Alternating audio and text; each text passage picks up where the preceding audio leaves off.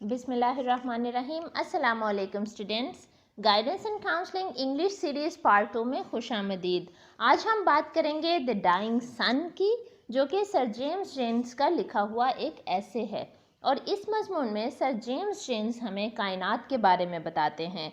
यूँ महसूस होता है जैसे sir James James big bang theory पर यकीन रखते हैं। इस ऐसे में सर जेम्स जेम्स ने जिन पॉइंट्स पर बात की है, पहले हम उनका एक मुख्तसर जायज़ा लेंगे। सबसे पहले वो बात करते हैं साइज़ ऑफ स्टार्स की, फिर number of stars, distance between stars, beginning of life on the earth, the universe is frightening, life in the plan of the universe. तो हम इन सारे पॉइंट्स पर बारी बारी गौर करेंगे। सबसे पहले हम बात करेंगे साइज़ ऑफ स्टार्स की।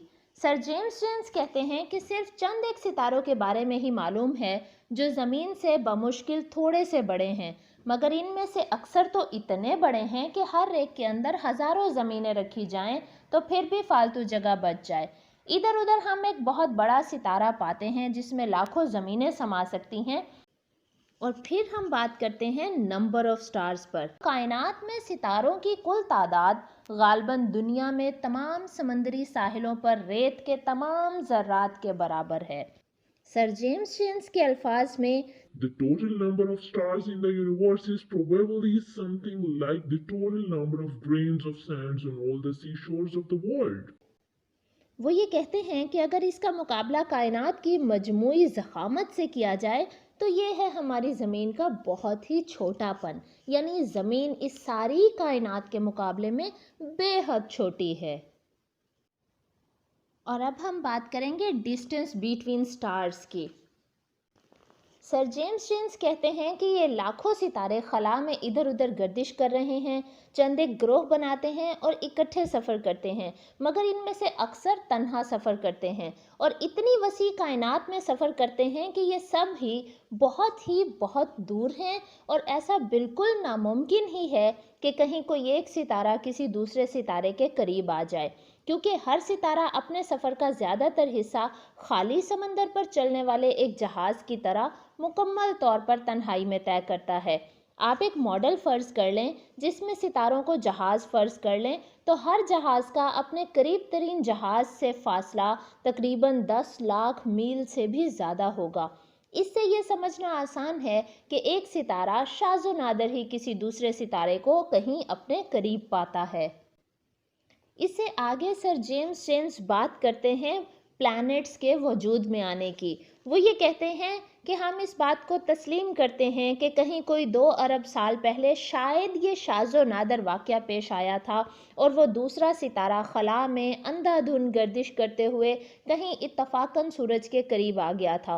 बिल्कुल ऐसे ही जैसे सूरज और चांद ज़मीन पर मदोजज़र पैदा करते हैं, इस दूसरे सितारे ने भी सूरज की सतह पर लहरें पैदा की थीं, मगर इन छोटी लहरों से बहुत मुख्तलिफ लहरें जो चांद की छोटी जिसामत हमारे समंदरों में पैदा करती है।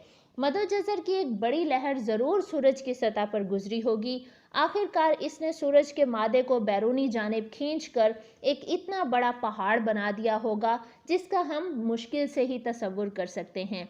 जो ही ये खलल अंदाजी करने का ये सबब करीब से करीब तर आता चला गया, यानी कि वो सितारा पहाड़ बुलंद से बुलंदतर होता चला गया, और इससे पहले कि वो सितारा दोबारा परे जाने के लिए हरकत शुरू करता, इसके मदोजज़र का खिंचाव इस कदर पुरजोर हो गया कि इसने इस पहाड़ को तोड़कर टुकड़े टुकड़े कर दिया और इसके छोटे छोटे अज्जा को खला में बखेर दिया। ये छोटे छोटे टुकड़े उसी वक्त से अब तक सूरज के गिर्द चक्कर लगा रहे हैं। वो बड़े और छोटे सैयारे हैं जिनमें से हमारी ज़मीन एक है।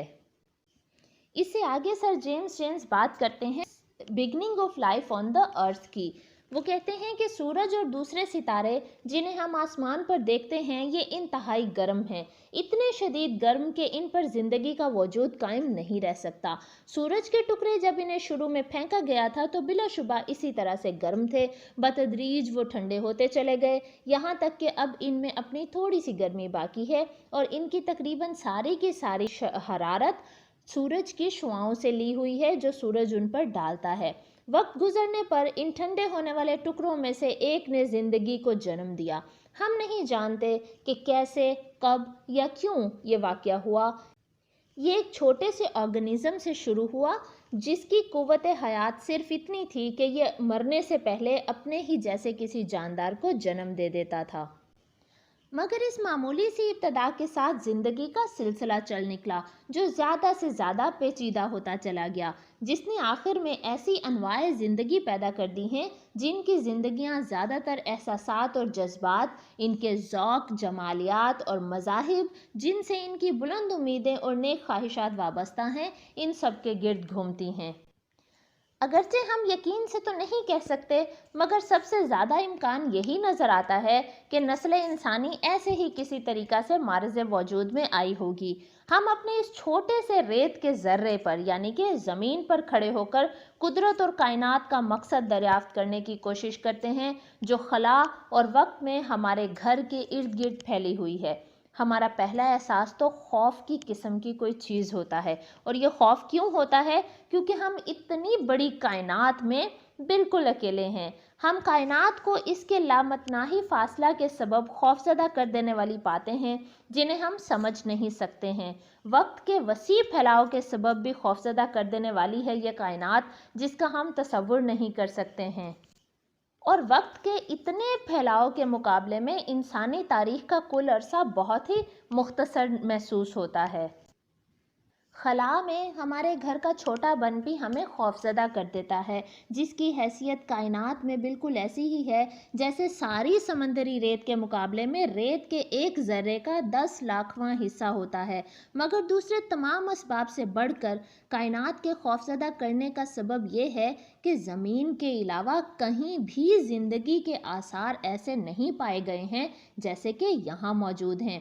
دراصل بات یہ ہے کہ خلا کا زیادہ تر خالی حصہ اس قدر سرد ہے جہاں پر جاندار چیز منجمد ہو جائے، یا اس قدر گرم ہے کہ اس نے زندگی کا وجود ناممکن بنا دیا ہے۔ یہ تو سر جیمز جینس نے بات کی کہ وائی دا یونیورس از سو فرائٹننگ۔ اس سے آگے وہ بات کرتے ہیں life in the plan of the universe. Sir James Jeans کے مطابق کائنات کے منصوبے میں زندگی کا کوئی حصہ نظر نہیں آتا جس نے ہمارے سیاروں کے نظام کو پیدا کیا۔ اعداد و شمار سے ظاہر ہوتا ہے کہ خلا میں شاید ہی ایسا کوئی نظام ہو سکتے ہیں، پھر بھی جہاں تک ہم دیکھ سکتے ہیں اس قسم کی زندگی جیسے ہم زمین پر دیکھ سکتے ہیں صرف زمین جیسے سیاروں پر ہی موجود ہو سکتی ہے۔ اس کے ہونے کے لیے مناسب طبیعیاتی شرائط درکار ہوتی ہیں جن میں سب سے زیادہ اہم درجہ حرارت ہے جس پر مادی اشیاء مائع حالت میں قائم رہ سکتی ہیں۔ سر جیمز جینس کہتے ہیں کہ خود ستارے بھی اس زندگی کے لیے بہت زیادہ گرم ہیں۔ ہم انہیں آگ کے گولے کہہ سکتے ہیں جو خلا میں بکھرے ہوئے ہیں، اپنے ارد گرد کے ماحول میں حرارت مہیا کرتے ہیں جہاں زیادہ سے زیادہ درجہ حرارت حتمی صفر سے کوئی 4 درجے اوپر ہوتا ہے، اور فارن ہائٹ پیمانے پر قہر کا درجہ حرارت 484 درجے ہوتا ہے۔ کہکشاؤں سے پرے خلا کی بڑی وسعتوں میں زیادہ سردی ہوتی ہے۔ قہر کے نقطہ انجماد سے بھی سینکڑوں درجے نیچے کم درجہ حرارت ہوتا ہے جس کا تصور نہیں کیا جا سکتا۔ ان کے قریب درجہ حرارت ہزاروں درجے تک ہوتا ہے جس درجہ حرارت پر ٹھوس اشیاء پگھل جاتی ہیں اور مائعات ابلنے لگتے ہیں۔ زندگی کہاں پر وجود میں رہ سکتی ہے؟ زندگی صرف ایک تنگ سی پٹی پر ہی موجود ہو سکتی ہے جس کے ارد گرد آگ کی بھٹیاں یعنی کہ یہ ستارے مخصوص فاصلے پر ہوں جہاں درجہ حرارت نہ زیادہ گرم ہو اور نہ زیادہ سرد ہو۔ ان پٹیوں سے باہر جاندار منجمد ہو جائیں گے اور ان کے اندر جل کر راکھ ہو جائیں گے۔ ایک فرضی سا تخمینہ ظاہر کرتا ہے کہ اگر ایسے درجہ حرارت والی تمام پٹیوں کو جہاں زندگی ممکن ہے اکٹھی کر لی جائے تو یہ ساری خلا کے اربوں حصے سے بھی کم جگہ بنتی ہے، اور یہ بھی ہے کہ ان کے اندر زندگی بہت ناممکن ہے کیونکہ دوسرے سورجوں کے لیے یہ بہت انہونی بات ہے کہ انہوں نے بھی ہمارے سورج کی طرح سیارے بکھیرے ہوں۔ غالباً 1,00,000 ستاروں میں ایک ستارہ ایسا ہے جس کے گرد ایک سیارہ گردش کرتا ہے جس پر زندگی کا امکان ہے۔ تو یہ تھے سر جیمز جینس کے خیالات، یہ تھا ان کا پیش کیا گیا دا ڈائنگ سن مضمون جس پر ہم نے بات کی ہے۔ اور اگر ہم ایگزامینیشن پوائنٹ آف ویو سے دیکھیں تو جن پوائنٹس کو ہم نے شروع میں دیکھا تھا یعنی کہ size of stars, number of stars, distance between stars, beginning of life on the earth, the universe is frightening, life in the plan of the universe, यही सारे क्वेश्चंस ही ज़्यादातर एग्ज़ाम में अपीयर होते हैं। तो अब हम देखेंगे कि इस ऐसे पर में इम्पोर्टेंट सिनोनिम्स कौन से हैं। तो चलिए आइए ज़रा हम सिनोनिम्स पे नज़र डालते हैं। इमेंस मतलब बिग, ह्यूज। वॉन्डरिंग, रोमिंग यानी घूमता फिरता हुआ, आवारा गर्दिश करता हुआ। रेयर मतलब scarce. Voyage, space journey. Unimaginable, unthinkable. Raised, created. Tidal, rising. Gradually, slowly. entirely, totally. Radiation, heat through rays. Organism, structures. Frozen, chilled. Absolute, total. Chiefly, certainly. Stream, chain. Discover, know. Frightening, terrifying. Grain of sand, यहाँ grain of sand से मुराद earth है यानी हमारी ज़मीन। Purpose, reason. Rarity, novelty. Belts, strips. The milky way, name of the galaxy where we live, हमारी galaxy का नाम मिल्की वे है जिस गैलेक्सी में ज़मीन मौजूद है।